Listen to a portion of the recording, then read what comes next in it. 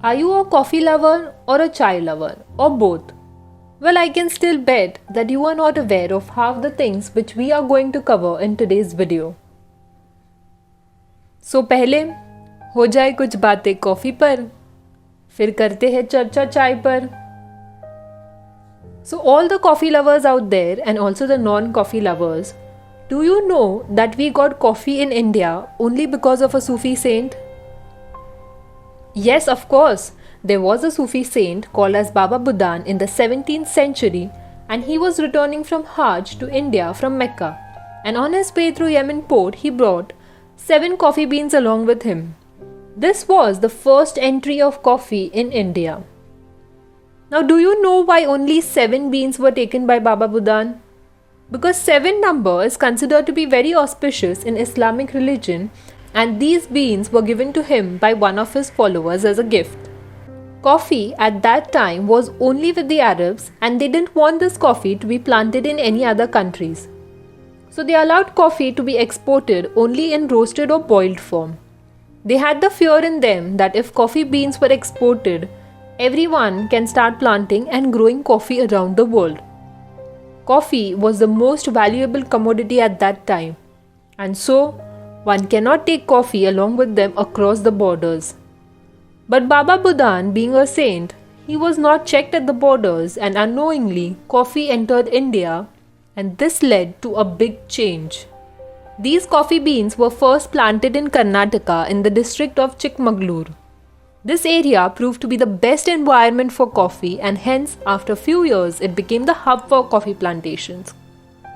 Also later these plantations were named as Baba Budan Giri. Now major plantations are done in South India, majorly in Kerala, Tamil Nadu and Karnataka. But the shocking fact is that before 16th century, India was unaware of coffee as well as tea. That is so sad. According to one book found in National Library of France, the people of Ethiopia knew the simulation process of coffee in the 9th century, and they even used to eat it. In 15th century, coffee came from African countries to Arab countries, majorly in Yemen. Yemen coffee is still considered as number 1 in quality. Do you know? One Ethiopian farmer named Krazzy in 9th century revealed that his goats became energetic and couldn't sleep when they have coffee. This revealed the unique properties of coffee. Coffee word is originated from Arabic word named kawa. The first Indian coffee factory was started in Kolkata in 17th century. Even people in India didn't use sugar in coffee, but instead they used honey. Quality of coffee was measured by the purity of milk mixed with it with the help of lactometer, and it was known as degree coffee. In 1670, there were huge coffee plantations in India, and its production increased till mid-18th century. Later, in 1870, a kind of fungus got spread in these plantations, which destroyed these plantations. But in 1915, the first coffee research center was developed in Chikmagalur district, and it again gained its pace in 1940. This coffee was rich and became very famous because of its unique blend. 70 to 80% of roasted coffee beans and 20 to 30% of chicory. In 1936, the first Indian coffee house restaurant chain was opened in Mumbai, and later its branches in Kerala and Kolkata. In India, there are 1,71,000 coffee plantations, and approx 9 lakh acres of land is used to develop coffee. India is the 6th largest producer of coffee, where 4% of world coffee is produced in India.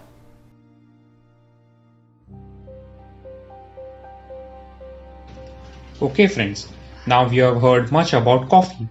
Let us talk something about tea, which is one of the most important beverage in India. Do you know tea was invented in 2700 BC, almost 4700 years ago in China. The second ruler of China, King Shang Nung, discovered tea, but the interesting fact is that he discovered tea by mistake. The interesting story behind this is that King Shang Nung used to drink only boiled water in those days. Once, while he was traveling, during his journey, his servants boiled water in the forest, and few tea leaves fell inside the boiling pot, which changed the color of the water. That day, the king drank that boiled water, and he found the water very tasty and refreshing. Hence, tea was discovered. Due to its refreshing qualities and energizing effects, China kept this valuable commodity top secret till the 9th century, as they didn't want the world to know. But this secret was revealed by one Buddhist monk while he was traveling to Japan, and then Japan also started its production. From Japan, this went to Europe in the 16th century and across the world. Now, let us talk more about the origins of tea in India. Tea came in India after a very long time. In 1815, a British named Colonel Latter identified that Assam farmers were growing a local plant which was like tea. In 1823, Major Robert Bruce, who was working in East India Company, met the king of Shingpo tribe in Arunachal Pradesh. When he fell ill, the king offered him tea as a medicine and he was treated. Major Bruce sent this plant to Calcutta in the East India Botanical Garden, but they didn't recognize it as a tea plant. He tried these 3 times, and lastly in 1834, his brother Charles Alexander Bruce sent the plant to the Botanical Garden and they recognized it as the Assam tea, which got its scientific name as Camellia sinensis. East India Company even formed a tea committee to increase the tea production in India, and Charles Alexander Bruce was appointed as the superintendent of tea forests. In 1838, only 12 cartons of tea were sent to London, and the first auction took place for this commodity. The auction was so successful that they formed a company named the Assam Company. Assam tea became so successful that by 1848, tea exports reached to 5 lakh pounds.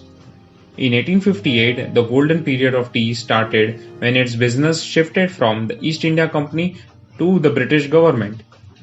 Assam and Nilgiri hills became very famous, and big tea fields started forming in India with 10,000 workers working in these fields, and by 1888, India overtook China in tea exports. Later on started the modernization phase of tea fields, where individual factories were built for each field, where growth and exports took place, which led to a drastic increase in the business. Today, major tea producing states are Assam, West Bengal, Tamil Nadu, Kerala, Tripura, Arunachal Pradesh, Himachal Pradesh, Sikkim, Karnataka, Nagaland, Uttarakhand, Manipur, Mizoram, Meghalaya, Orissa and Bihar. Isn't this amazing? India became second largest tea producer and exporter country after China, and as of now, approximately 3.5 million workers work in the tea industry in India. So friends, these were the interesting stories of the origin of 2 most important beverages of India which changed the world.